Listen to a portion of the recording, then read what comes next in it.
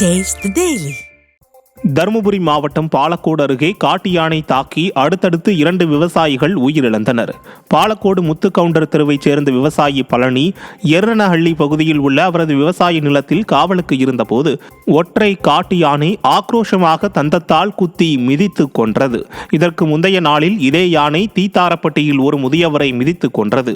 இப்பகுதியில் யானை நடமாட்டம் இருந்தும் விடிய அரசின் வனத்துறையினர் எவ்வித பாதுகாப்பு முன்னெச்சரிக்கையும் எடுக்காமல் வேடிக்கை பார்த்து வருவதாக அப்பகுதி மக்கள் குற்றம் சாட்டுகின்றனர். நாகப்பட்டினத்தில் கட்டுப்பாட்டை இழந்த அரசு பேருந்து மோதியதில் 12ஆம் வகுப்பு படிக்கும் பள்ளி மாணவி சம்பவ இடத்திலேயே உயிரிழந்தார். எழுப்பூர் பகுதியைச் சேர்ந்த அஸ்வினி தனது சித்தப்பா மகன் அபினேஷுடன் ஸ்கூட்டியில் சென்று கொண்டிருந்த போது அரசு பேருந்து கட்டுப்பாட்டை இழந்து ஸ்கூட்டி மீது மோதியது. இதில் அஸ்வினி சம்பவ இடத்திலேயே பரிதாபமாக உயிரிழந்தார். பேருந்து மோதியதில் பலத்த காயமடைந்த அபினேஷை அப்பகுதி பொதுமக்கள் நாகை அரசு மருத்துவக் கல்லூரி மருத்துவமனைக்கு சிகிச்சைக்காக அனுப்பி வைத்தனர்.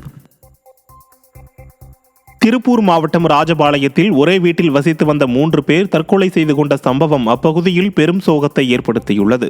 ராஜபாளையம் பகுதியைச் சேர்ந்த நாகசுரேஷுடன் விஜயலட்சுமி மற்றும் அவரது மகள் முத்தீஸ்வரி ஆகிய இருவரும் வசித்து வந்தனர்.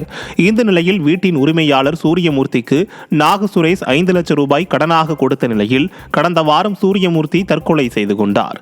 இதனைத் தொடர்ந்து தான் கடனாக கொடுத்த பணம் திரும்ப கிடைக்காது என மன உளைச்சலுக்கு ஆளான நாகசுரேஷ் விஜயலட்சுமி மற்றும் அவரது மகள் மூவரும் கடிதம் எழுதி வைத்து தற்கொலை செய்து கொண்டனர். திண்டுக்கல் மாவட்டம் நத்தம் அருகே தினசரி காய்கறி சந்தையால் போக்குவரத்து பாதிப்பு ஏற்பட்டுள்ளது. தர்பார் நகர் பகுதியில் நல்லாக்குளம் கரையோரத்தில் தினசரி காய்கறி கமிஷன் கடைகள் செயல்பட்டு வருகிறது. இங்கு ஏராளமான விவசாயிகள் தங்களது விளைபொருட்களை 2 சக்கர வாகனம் மற்றும் 4 சக்கர வாகனங்கள் மூலம் கொண்டு வருவதால் காலை நேரத்தில் இந்த பகுதியில் போக்குவரத்து நெரிசல் அதிகமாகியுள்ளது. இதனை சீரமைக்க பேரூராட்சியும் காவல்துறையும் முன்வர வேண்டும் என்றும் காய்கறி கமிஷன் கடைகள் இருக்கும் இடத்தை மாற்றி அமைக்க வேண்டும் என்றும் விடிய அரசுக்கு பொதுமக்கள் கோரிக்கை விடுத்துள்ளனர்.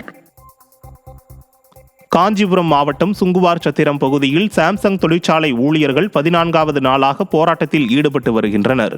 கடந்த 9ஆம் தேதி முதல் தொழிற்சாலையில் பணிபுரியும் 1000க்கும் மேற்பட்ட தொழிலாளர்கள் ஊதிய உயர்வு, போனஸ் உள்ளிட்ட 8 அம்ச கோரிக்கைகளை வலியுறுத்தி வேலைநிறுத்த போராட்டத்தில் ஈடுபட்டு வருகின்றனர்.